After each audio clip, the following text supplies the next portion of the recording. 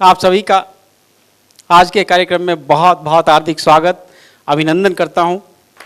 आज आर्यावर्त एक्सप्रेस ने प्रशांत जी और उनकी पूरी टीम ने मिलकर जो पूरा संयोजन किया है, इतना शानदार कार्यक्रम आयोजन किया है। बहुत मेहनत की है, दिन रात में देखा है उनको, दिन रात उन्होंने मेहनत करके इसका आयोजन का किया है। तो मैं चाहता हूं कि एक बार तालियों से उनका भी स्वागत तो होना बनता है। बहुत बहुत धन्यवाद सर। और मैं आपका आभार भी व्यक्त करना चाहता हूं प्रशांत जी, कि प्रशांत जी आपने मुझे आमंत्रित किया। सुनिएगा सर, प्रशांत जी आपका आभार व्यक्त करता हूं कि आपने मुझे आमंत्रित किया, बोलने का अवसर दिया, और कुल मिलाकर आज आपने साबित कर दिया कि एक पुरुष ही दूसरे पुरुष को बोलने का अवसर दे सकता है। वरना स्वाति जी गवाह है, आज तक किसी महिला ने किसी पुरुष को बोलने का अवसर नहीं दिया। थोड़ा सा खुल जाइए, थोड़ा मस्ती में आ जाइएगा, क्योंकि आप मस्ती में आएंगे तो मुझे सुनाने में मजा आएगा, आपको सुनने में मजा आएगा। बहुत अच्छा कार्यक्रम रहेगा। मैं ये चाहता हूं कि देखिए, ये जो पल है ना, हंसी खुशी के जो पल हैं, ये हमें बहुत मुश्किल से मिलते हैं सर। कल तो आएगा, लेकिन ये पल लौट के नहीं आएगा।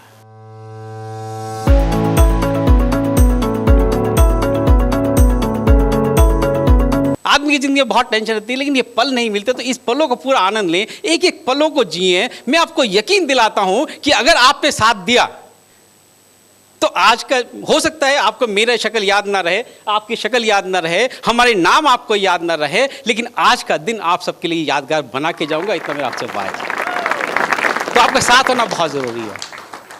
इस कार्यक्रम का मुझे याद है कि करीब 1 महीने पहले प्रशांत जी का फ़ोन आया मेरे पास में, और बात हुई कि 6 अगस्त को आना है, कार्यक्रम है। उनका ठीक है आज। मैं बोला चलो अच्छी बात है, समझदार लोगों के साथ में कार्यक्रम होगा तो और अच्छा लगेगा, इसके अंदर में क्या है। लेकिन भाई साहब उसके बाद तो हर दूसरे दिन फोन, तरुण जी याद है ना, मैसूर के लोग समझदार बहुत हैं। और आप यकीन नहीं करेंगे, 4 दिन पहले तो रात को 12 बजे फोन आ गया। अरे तरुण जी क्या कर रहे हो? अब एक भला आदमी रात को 12 बजे क्या करता है उसके अंदर में? मेरे कुछ विशेष काम था। बोले नहीं विशेष नहीं, बस वो याद दिलाना था आपको, मैसूर के लोग।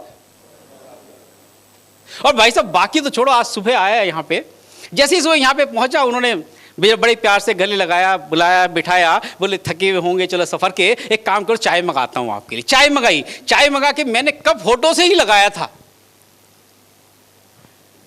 तरुण जी याद है ना, यहाँ के लोग समझदार बहुत हैं। भाई साहब मेरा कप हाथ में रह गया, मैंने कप को साइड में रखा और मैंने हाथ जोड़ दिए। मुझे प्रशांत जी ये बताओ कि यहां पर सारे ही समझदार हैं या 2-4 बेवकूफ भी हैं? बोले नहीं यहां पे तो कोई बेवकूफ नहीं है, सब समझदार है, हमें तो बेवकूफ बाहर से बुलाने पड़ते हैं। मैं बोला उसके लिए क्या करते हो? कहले कभी से मिल कराते हैं ना। भाई साहब घनघोर बेइज्जती आते ही कर दी थी उन्होंने हमारी, लेकिन पेमेंट अभी तक हुई नहीं है, इसलिए चुप रहना पड़ा। अच्छा इतने से बस नहीं चला उनका, फिर बोले कि अच्छा तरुण जी ये बताओ, अभी जैसे उनका आपने देखा कीड़ा है उनके अंदर में, एक कविता बोलने का कीड़ा उनके अंदर में है ऑलरेडी, वो कवि हैं। तो बोले तरुण जी ये बताओ, ये हास्य कवि कैसे बनते हैं? ये स्टैंड अप कॉमेडियन, हास्य कवि, ये सब कैसे बनते हैं? मैं बोला ये छोड़ो ना प्रशांत जी, ये कुछ भी नहीं है। जो आदमी आधा पागल होता है वो हास्य कवि बन जाता है। अच्छा इतने में बस नहीं हुआ, फिर बोले अच्छा अगर कोई पूरा पागल हो तो? मैं बोला फिर वो अपने 3-4 कवियों को इकट्ठे करके कवि से मिलकर आने लगता है। बहुत प्यारे इंसान है सर, मेरे बहुत मित्र हैं, बहुत पुराने मित्र हैं, और 10 साल यहाँ से मैं मेरे ख्याल से आपसे जुड़ा हुआ हूँ, और 10 साल में हमने बहुत कार्यक्रम साथ में किए हैं। करीब करीब हर कार्यक्रम में मैं उनके साथ में रहा हूँ। खासतौर से कवि सम्मेलन में बेंगलोर में बहुत सारे कार्यक्रम हुए, वहाँ भी मैं था। फिर पिछले साल हमारा गोवा के अंदर कार्यक्रम हुआ, उसमें भी मैं आपके साथ में था, और आज मैसूर में हूँ। आज आपके मैसूर कार्यालय का उद्घाटन भी हुआ है। मैं उसकी आपको बहुत बहुत ढेर सारी बधाई देता हूँ, शुभकामनाएं देता हूँ, और इतनी शुभकामनाएं देता हूँ कि हिंदुस्तान के हर राज्य के अंदर के हर शहर के अंदर में, बड़े से बड़े शहर के अंदर में आपके कार्यालय खुलें, और आप इसी तरह कार्यक्रम कराते रहें, और इसी तरह हम आते रहें, आपका ऐसे ही कार्यक्रम आगे बढ़ता रहे और हम भी उसमें शरीक होते रहे। एक बार जोरदार तालियां पूरा हो जाए आर्यावर्त के लिए। कहने की बात नहीं, अब सब समझदार हैं, आप बहुत प्यारे लोग हैं, और आज के लिए तो आज हमारे हैं। और सबसे अच्छी बात है कि आप बहुत मेहनती, जितना मैंने सुना है ना प्रशांत जी मैसूर, आप बहुत मेहनती और ईमानदार हैं। आपके दिलों में सबके लिए प्यार है, आप कभी किसी का बुरा नहीं करते, और आप ऊपर वाले के सिवा कभी किसी से नहीं डरते। आपकी अपनी एक अलग पहचान है, आप मिट्टी से जुड़े हुए इंसान हैं। आपने अपने लगन से, अपने परिश्रम से आज ये मुकाम हासिल किया है। आपने किसी से कभी कुछ लेने की कोशिश नहीं की, हमेशा दूसरों को दिया है।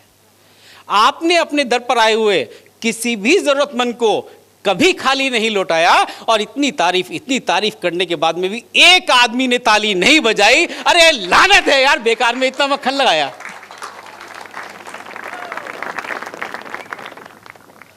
खैर, बड़ा अच्छा लगा आप सबसे मिलकर, मैसूर आके बहुत अच्छा लगा। आप जैसे दोस्त मिल जाएं तो जिंदगी से चाहत हो जाती है। आप जैसे दोस्त मिल जाएं तो जिंदगी से चाहत हो जाती है। फिर धीरे धीरे धीरे धीरे आपकी आदत हो जाती है। मैंने आज तक ईश्वर, अल्लाह, जीसस या गुरु गोविंद सिंह को तो नहीं देखा, बस आप जैसे दोस्तों के सामने सर झुका देता हूँ। मेरी इबादत हो जाती है, मेरी इबादत हो जाती है। और मुझे इजाज़त दीजिएगा कि मैं कार्यक्रम को थोड़ा शुरू कर सकूं और थोड़ा सा और खुल जाइएगा। थोड़ा और खुलेंगे तो मुझे मज़ा आएगा इसके अंदर कार्यक्रम के। और मैं कार्यक्रम शुरू करूं इससे पहले मैं अपने जो कवि मित्र हैं उनका परिचय आपको करा दूं। आप ये सबसे पहले मेरे नज़दीक बैठे हुए हैं डॉक्टर प्रेम तन्मय, आपका नाम है। और आप देखिएगा उनकी वेशभूषा देखिएगा, बिल्कुल उनका चेहरे पे मतलब बाल, सफ़ेद बाल जैसे थोड़े आधे अधूरे बाल हैं, कुछ दाढ़ी भी है, चश्मा भी है, एक झोला भी आपने नीचे रखा हुआ है। बिल्कुल एकदम कॉमन जो मैन होता है ना भारतीय आदमी, उसकी बिल्कुल छवि आपको उसमें दिखाई देगी। आप ब्राह्मण हैं, पूजा पाठ बहुत करते हैं, रोज पूजा करते हैं? कौन कहता है भगवान, वो है ना एक, कौन कहता है भगवान आते नहीं, हम मीरा के जैसे बुलाते नहीं। अब रोज जब ये पढ़ते हैं तो मैं इनको रोज अक्सर देखता, कई बार देखता हूँ। मैं पूछा, तन्मय जी आप ये इतना रोज भगवान को बुलाते हैं, भगवान बुलाते हैं, जिस दिन भगवान आ गए तो आप क्या करेंगे? कहले करना वरना बात की बात है तरुण जी, पहले तो कंफर्म करूंगा कि वो आए हैं, बुलाया है।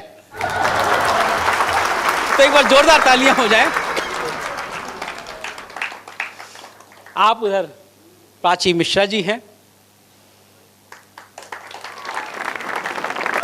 मेरे बिना कहे जो आपने प्राची मिश्रा जी के लिए तालियां बजाई, मैं इतना तो समझ में आ गया कि मैसूर वालों की पास की नज़र कैसी भी हो, दूर की कुछ ज़्यादा ही तेज है। प्राची मिश्रा जी जितना सुंदर दिखती हैं, उससे भी खूबसूरत अंदाज में वो लिखती हैं, और जितनी खूबसूरत वो लिखती हैं उससे भी खूबसूरत अंदाज में वो पढ़ती हैं। तो एक बार जोरदार तालियां प्राची मिश्रा जी के लिए हो जाए। प्राची मिश्रा जी आपके बीच में, थोड़ा आप मेरी तरफ देख लीजिएगा, और मेरे लिए भी थोड़ी सी बजा देंगे तो शायद मेरा भी थोड़ी इज्जत बच जाएगी, कि बिना कहे तो आप बजाएंगे नहीं मेरे लिए। और मैं आपको बता दूं, उन्होंने मेरा परिचय तो दिया, लेकिन मैं आपको बता दूं, मैं बहुत बड़ा कवि हूँ। मतलब हंसने की बात नहीं, वाकई में बहुत बड़ा हूँ। अच्छा, पहले तो मैं कई बार कह दिया करते थे मैं छोटा सा हूँ, मैं छोटा सा आदमी हूँ, मैं छोटा सा कवि हूँ। एक दो आयोजकों ने पैसे काट लिए, 5,000 रुपये काट लिए।